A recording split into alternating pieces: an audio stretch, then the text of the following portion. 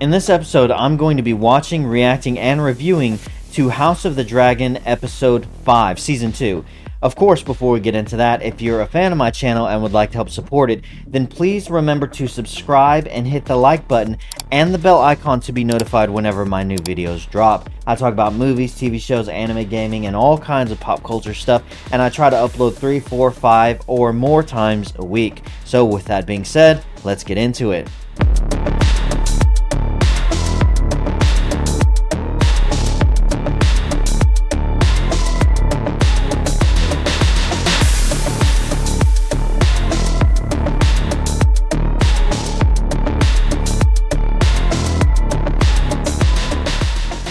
Alright guys, I'm very interested in this episode. In the last episode, we came off that intense dragon battle, which is freaking awesome. So I'm interested to see how things pick up after that, so let's get into it.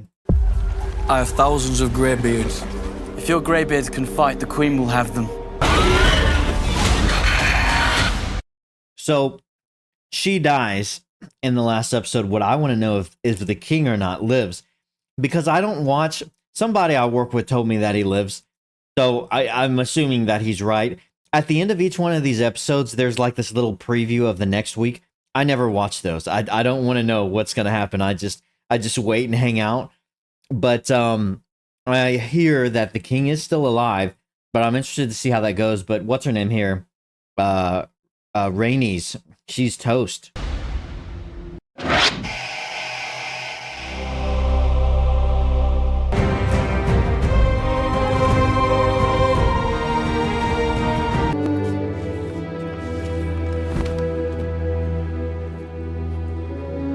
I'm assuming he knows, based off that expression on his face. If he's still on Dragonstone, man, it sure is a small little island, isn't it? The traitor dragon Maylease! Look at that. They cut off the head. Man. Either that or Rhaegar chewed it off for him. Oh my gosh. Clever move. Clever tactic.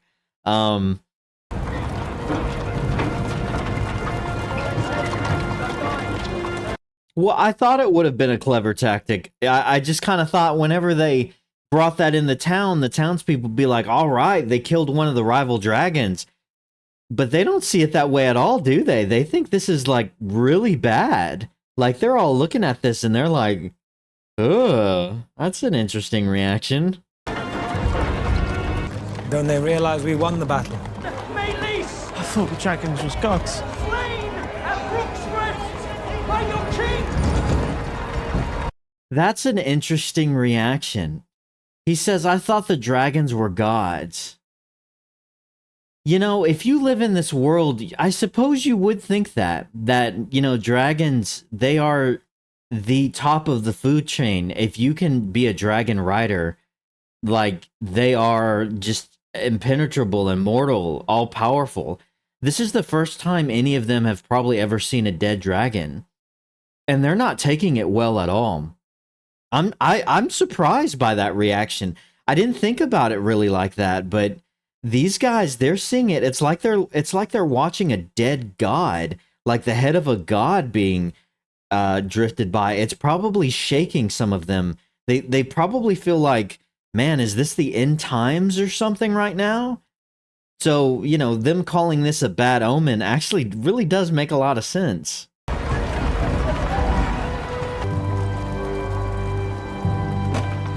Huh. He still has his dagger. In the last battle, he absolutely did not care. It's like he was aiming for his brother.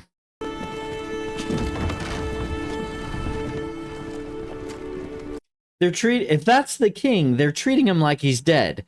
I could be mistaken, but is he dead or not? Because the way they're acting and treating him, it's like it's a corpse. It's like he's not even alive. There's no urgency whatsoever. Is he alive? His grace remains with us for the moment. Like his armor was just, he was seared. His armor is seared on his flesh. Really, it's Alicent's fault. I mean, she just absolutely talked down to him. He was drunk. And what she said, she wasn't really wrong, but she said it in the harshest way possible. I mean, she really is a bad mom. She's really bad. And it egged him on. Like, he just felt so insecure and horrible and probably lonely that he just felt like he had to go out there and do something. What happened? We took the castle at the cost of some 900 men. How many did he say? Did he say 900? Or just did I just mishear that and he said like a lot? Our largest dragon has been killed. Yeah, so Rhaenys's dragon was their biggest one. Is it even bigger than Daemon's dragon? And Daemon still isn't there on Dragonstone. Oh man, they're in a pickle. But your willingness to give me deference in a time of war. I could never doubt your capability or your quickness of mind. It is merely that the gentler sex, heretofore, has not been much privy to the strategies of battle. So it's the gentler sex isn't privy to the strategies of battle, which is a very old way of basically saying, hey, I support you, I'm with you, you're very clever, but since you're a woman, you really don't know how war is waged. Here's the thing. He's right. He is absolutely right. Rhaenyra doesn't know, and this guy does. So you can say, well, that's sexist of him to say, but he's right. That she doesn't know, and she's... what has she done? Like, Daemon has been involved in battles. These guys have been involved in battles and plotting war. Up until this point, Rhaenyra she's had strategies. Really, Rhaenys had more experience, it looked like. I mean, as a dragon rider, and she was battle tested. I mean, to be honest, she knew what she was doing. But Rhaenyra, I don't know. Yeah, no, not so much. I mean, she has done things, but as far as a battlefield, not that I've seen. Or their execution. There has been peace in our lifetime. You've seen no more battles than I have. Now, I was thinking about that. I thought, up until this point, there have not been an open war or an open battle. But I was thinking about the things that went down in what is it called? It was the sea stones or the fish stones or something like that. It was the area near Driftmark where the crab feeder was messing and Daemon had to get involved in that battle. And so that was a battle, that was a fight, that was, involved all of that stuff. And so he certainly has experience. And I'm sure there have been little other skirmishes, but she is technically right. This open war that's going on, no one really knows how to go about this very well because no one has true experience. Still, I think these guys do have more experience when it comes to just battle and plotting and that kind of stuff in general. But she's not necessarily wrong here. But Vhagar is depleted after such a hard-fought battle. The time is ripe. If we can strike King's Landing before their dragon is recovered... Then I myself must do it. My queen, you are the crown. It's out of the question. It has been shown that dragons need a lot of resources. This is a cool, interesting little dynamic of how dragons are involved in warfare. And during war, they eat a lot more, and they have already established this. I remember them mentioning that, which is why all those peasants were coming to the throne and talking about the crown taking all their crops and stuff. And the reply from good old Hightower, who used to be there, was, during wartime, dragons need a lot more resources. And so it's kind of like there is this stamina bar that after the fight, Rhaegar, his stamina bar is depleted. He's out of it for a little while now. So a major chess piece has been removed for a little bit. So they do have an opportunity here. Even though they just lost a major chess piece. Rhaegar's only out temporarily. Now I count 3 dragons. I'm sure there's more. Well, there's 4. Daemon's dragon. I forget his name. I want to say Luke, but that was his brother's name. He has a dragon. Rhaenyra has her dragon, and then that other girl, which is Daemon's daughter, the black chick that was there, I believe she has a dragon as well. I know those 4, but do they have any others? The hour is late, and my dragon is hungry. You have no choice but to submit. I would sooner be the lord of bones and cinders than bend my knee before some heathen Blackwood cunt. And his... So these are the two families that have been quarreling and fighting since before. It's interesting how Daemon said, bend the knee to me. So we don't really know what's going on with him, whether or not he's still with Rhaenyra or not. We choose fire. Wow, I gotta say. Really? I mean... Alright, I suppose they're men of honor, more or less. They seem pretty determined. You should have indulged them. I need them alive. They would rather burn than succumb. Exactly the kind of men I need. Yeah, that's interesting. Like I said, I mean, they've got balls on them to be sure. Look at Daemon's armor. Man, I love his armor. It's just so cool. God, that's awesome. There are things the crown itself must not be seen to do. Show them your worst. What's he gonna do? He's talking about how they have their weakness. Interesting. I don't know what he's gonna do. My sympathies for the death of your grandmother.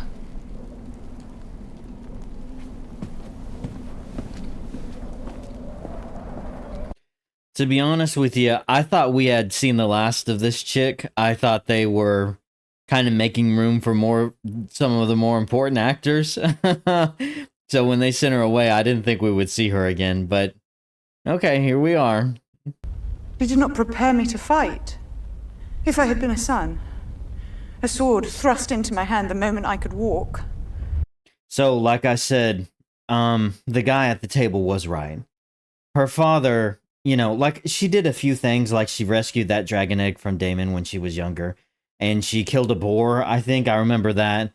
But I'm trying to think of any other time where she was ever involved in combat, and man, I just can't think of anything, even dragon battles, and so she's just inexperienced. This other chick, by the way, the White Snake or whatever she's called, I don't really like her that much. I mean, I kind of feel like her part in season 1, that was fine, that was sufficient, but then afterwards, I don't know. I feel like she kind of should have maybe been killed off. I'm not a huge fan of her, but we'll see. We'll see how it goes. The king has fallen. They whispered to each other that when Viserys lived, there was peace. But will whispers tear down? I don't know how she would know that. I mean, she has connections in King's Landing, but it's not like these places. They're not far from what I hear. Dragonstone, King's Landing. But it's not like she has she can't pick up a phone. You know, are they like sending ravens or something? I wish we'd get a scene to where, I don't know, someone in King's Landing, the people who are living there, puts like a little piece of paper on an owl's leg or a pigeon's leg or something. And then the pigeon flies across the sea to where she's at. Like if she had, what was that movie that I saw? It was John Wick. Do you remember in John Wick, and you had the black dude from the Matrix, you know, Morpheus, and he goes atop of that rooftop, and he has like all these little pigeon cages, and the pigeons go all over the city and send like messages and stuff. If we saw her doing something like that, like in this episode, she set up her own little pigeon cage, and that's how she was getting messages back and forth. Otherwise, how does she know what's going on in King's Landing? Like, she's not there. How is she communicating with people? I don't know. That's what's going through my mind right now. If only you'd been born first. My favorite son. So, my favorite son, is that his mom? She just said my favorite son. So I think he's having another vision right now. And I was like, who is this chick? And she was talking about Viserys. I think he's having a vision with, you know, with his mom. Did we ever see? I don't think. No, we never saw Daemon and Viserys's parents. So, okay, they're Targaryens. Man, he's losing his mind. Larys transferred his family's wealth to King's Landing. Is there any gold left in your coffers? Enough to keep this small establishment, you see, fed and warm. Yeah, so they're broke. Laris has all their coin, all their money. See, this seems like such a dead end to me, this castle. They have a castle, but it's just falling apart and they're broke. I don't know, man. I don't know what they're gonna do. What's they even gonna do, man? You should address me as my king.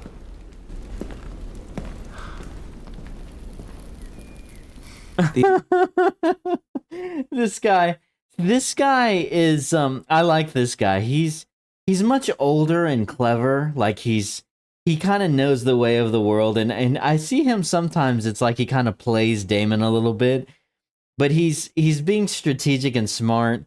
I think he's just sometimes his responses to what Damon does, he's just like, oh my god, like, why do I have to put up with this guy? But Damon, oh man, he wants to be in charge. He wants to be the king. I don't know what he's gonna do. We'll see with Rhaenyra and all that. The armor was Valyrian steel. He has many broken bones. I fear there are more injuries within. Our king's fate lies with the gods now. But now we must name a regent to take his place. Aemond is young. And his lack of restraint has already cost us dearly. Yeah, but at the same time, he is impulsive, but he is very cunning, and he is a very good warrior, and he controls the most powerful dragon out of all of them. Not to mention he's the king's brother, like he is the next one in line, so it makes sense that he would be the one that would do it, and it is a time of war, so it's like, you know, who else, you know? I agree, Your Grace. It must be Prince Aemond. Ooh, interesting for him to do that. That's more advantageous for Laris to say now. He's playing his cards, but it will get him on Alicent's bad side, who is losing power, to be sure. And if she doesn't get this, then, you know, compared to Aemond, I don't know. He's trying to carry favor with Aemond, I think, because it was, what's his brother's name? Well, why can't I think of it at the moment?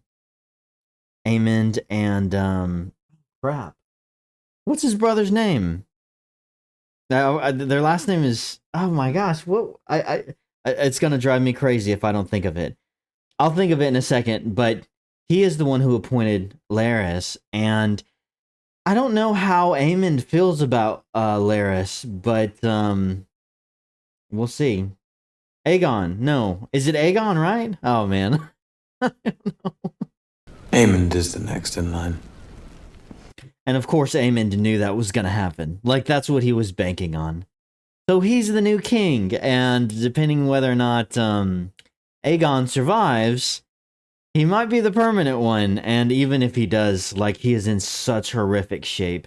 Now, Alicent has lost a lot of power now. I'm not sure what she's going to do. And Aemond doesn't respect her that much either, so...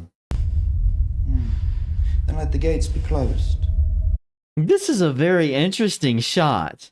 It is just sitting on her as they're discussing this, and she is looking like she is on the verge of about to have a panic attack. What is going through her head right now? She has sacrificed a lot and have made a lot of really horrible and terrible decisions, but she's done a lot of the things she's done, I think, I guess you could say for the good of the realm, at least in her mind. And she's kind of been manipulated and thrust in this position, of course, by her father. But she has had to make sacrifices and do a lot of things. And now, essentially, she's had the rug pulled out from under her. And she you know, now Aemond's in charge, and she doesn't really have a good connection with Aemond. She can't manipulate Aemond at all, or push him around the way she did Aegon. There's no way. And Aemond, there's no telling what he's going to do. And so, and everyone at that table has turned on her. Man, I don't know. Like, I feel like she's about to scream. Have you been paid for those machines you were forced to build? The king has promised payment.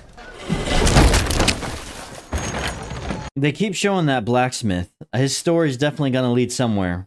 I'm interested to see what he does. He's going to be a significant person here coming up. He's got to be, because they've shown him now several times throughout these past several episodes. I did not give you leave to speak my name. Yeah, interesting stuff. So they're kind of broken up. I am wondering if they're still going to hook up. What happened on that battlefield really shook up Chris and Cole. I mean, to be fair, you know, no one's ever seen anything like that. Like two dragons fighting and battling like that. I mean, and what he saw, his men being burned alive, and then what happened to the king. He's never witnessed anything like that ever before. This is the first time any of them have ever seen dragons battling. So he is, he's kind of out of it. He's you know. Do you offer us your protection? I do. He doesn't have the authority to do that, though. How is he going to do that? I don't know. I mean, yeah, his mom's gonna chew him out. How is he going to protect them? I don't know. They're right to fear Rhaegar. You want Harrenhal? For that, my mother will want more than your crossing. Bent knees. He's promising them Harrenhal, but Daemon is in charge of Harrenhal now. We don't know where he's siding. He, the son here, is going off the assumption that Daemon will do what Rhaenyra says, but we don't know if that's the case. Is he going to do that, or is he not? And also, are they going to be able to provide the protection to the crossing here, to this area, that he promised? Because they don't exactly have limitless resources or dragons. So, I don't know. I'm interested to see how Rhaenyra reacts to this deal that's been struck. They will perhaps think better of their decision if their children's lives are staked on it. So, is that what he did? Did he send the other guy, the Blackwood guy, to the Brackens to steal their children? Because that's what I mean, I don't know. I was listening to their conversation, and the way that he was phrasing it, I almost thought, like, it was so weird the way he was phrasing that conversation, like, you know, they have a price. And I was just kind of thinking, like, the way you're phrasing it makes it sound kind of sexual. I don't know. I thought, like, are you sending that Blackwood guy to, like, are all the Brackens gay? Like, that's a thought that just went through my mind. Like, what is he talking about? What price? Hopefully that's not it. I don't know. I don't know. But it sounds like the Blackwood and his men have, I don't know, snuck into their territory and either killed their children or have stolen their children, based off of what she's saying. So, at least that's what they seem to be hinting at. Who's better suited to it, the High Towers with their scheming, or Viserys' first true heir? When I take King's Landing. He's right. He's right about everything he just said. They aren't really looking to Rhaenyra now, so it sounds like he is planning on kind of doing, maybe betraying her, depending on how things go. And if you lose? Then I'll be dead. And that... So, he just said it. He's planning on taking the throne. He's planning on taking King's Landing. He's raising up these armies, this area here, for himself. Oh boy, all right. His ambition never ceases to amaze me. None of this will be my problem. Stonehenge, the Blackwoods have overwhelmed the Brackens, and Lord Amos has pledged his banner to you. House Bracken is yours. How did they do that, though? They overwhelmed them at Stonehenge? But how? Did they take... They must have taken their children or done something. That's what I think they were hinting at in that conversation. I wish we could see some of that. You know, some of that spying and mischievousness and some of those battles going on so that we could get a better understanding. But I don't know, because these two families have been fighting for the longest time, but now they've been able to take them and they surrendered. I guess they kind of glossed over that a little bit. I'd like a little bit more details, I suppose. But man, Maybe if I rewatch it, I wouldn't feel that way. I wonder how she's gonna take it when she finds out Daemon has betrayed Rhaenyra. Because she's Daemon's daughter. But their relationship, I mean, honestly, in those scenes, in, I believe it was last season, Daemon looked like he was a decent father there with her. And then when she was about to die in childbirth, she had her dragon burn her alive. It must be the same dragon I think she must have inherited. I don't think we've seen that dragon since. But I wonder when she finds out if she's still going to be loyal to Rhaenyra or if she's going to join her father. Really, it seems like ever since then, her and her father oh, now I'm getting the names jumbled. Daemon, their relationship has kind of been estranged a bit. Like, he doesn't really connect with her at all since then. I wish you to go to Harrenhal.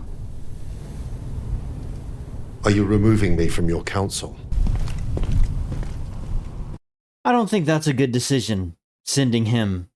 There's no way that he would be able to strong-arm Daemon in any way. She should send Daemon's daughter, the one who she instead sent to Corlys to inform him that he's now the hand of the king for her.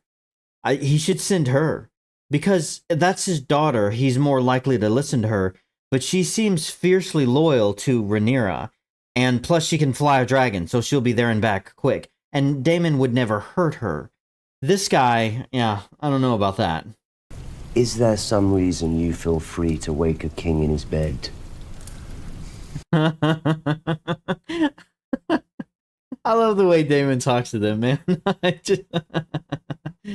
Let's see how this goes, man. I don't know. I'm a little concerned about this. What of common decency? These beasts proudly carried the banner of House Targaryen. He looked after our girls.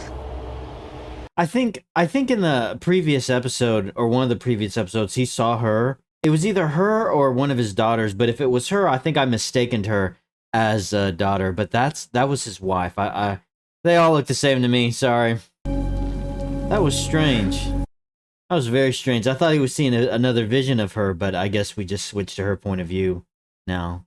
He's losing it, man. He's losing it bad. I don't know. So it looks like the Blackwoods were doing some pretty bad stuff. And they had the Targaryen banner, and now you have the Brackens showing up, and they're just like, man, we're never going to serve you now. Was it worth the price? That's his sister, I believe. And she's the one who is like, she's kooky, you know, for Cocoa Puffs, and she sees all these visions. So she knows, I think, for sure, that it was his choice, Aemon's choice, to burn Aegon while they were up there. I mean, he just basically tried to kill him. They are called Vermithor and Silverwing, and they sleep just beneath our feet. So they do have a few extra dragons that are fairly large that are underneath them, but they don't have riders. Well, there's the other black chick who I think is the other daughter of Daemon. She could be a dragon rider, I suppose, but she is at the Eyrie. Other than that, I don't know of any other Targaryens there that could ride those dragons. And I wonder, I mean, does King's Landing only have the one, Vhagar? You know, the king had his dragon, but it's dead now. Aegon. Do they have any other dragons at King's Landing? I don't know. I haven't seen any. Of our line, and of those who fell out of it.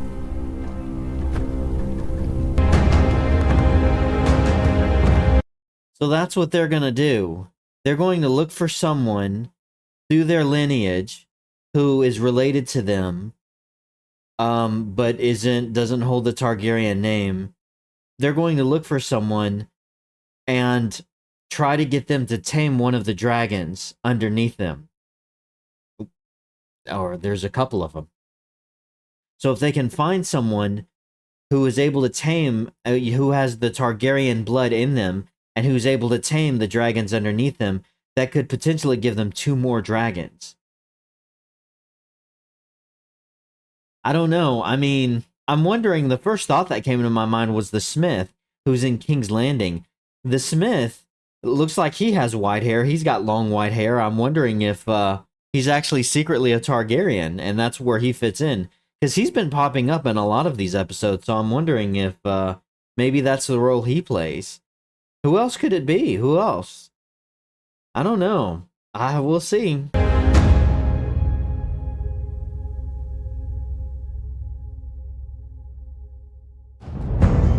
That's the episode. That is the episode. Okay. Overall, the episode I thought was fine. Some different stuff, some different moving parts in this episode. Excuse me. Really, I have to say, it's kind of more back to just, some politics and setting things up. It's kind of difficult to come off the high of last episode, because last episode was insanely intense. And this one did answer a few questions. Still not really sure what's going on with Damon. It really feels like this whole subplot with him at this castle is almost a dead end. And I don't understand why he's trying to raise an army, but he's failing, and the resources there are so scarce. And I don't understand why he's listening to that woman who is clearly not only manipulating him, but it looks like she's drugging him or doing something. And if I was him, I'd get the hell out of there, because he's seeing all these visions and stuff, and I don't know, it's really messing him up badly. And so there's all that weird stuff going on. And but Aemond has become king now, king regent, and there's no telling what he's going to do from here on out. He's going to act in a very probably impulsive but very aggressive way. Alicent has lost a lot of power, and so I think she's losing it. And really, all of this is her fault too. Like, if she never just completely talked down to her son and just made him feel like shit, then he never would have went out there on the battlefield. And I think she knows that, and I think she feels very guilty. And it's because of all that Aemond is now in charge, and she knows what a loose cannon he is, and she has made a huge misstep there. So we'll see. I'm not sure how all of that's going to work or what's going to end up happening. Yeah, just some more moving parts, but overall a fine episode. I thought it was okay, and we'll see how it goes, I suppose. But in any case, those are my overall thoughts on this episode. I'd love to know what you guys think. Let me know your thoughts down in the comments below, and please don't forget to hit the like button and the subscribe button and the bell icon to be notified of when my new videos drop.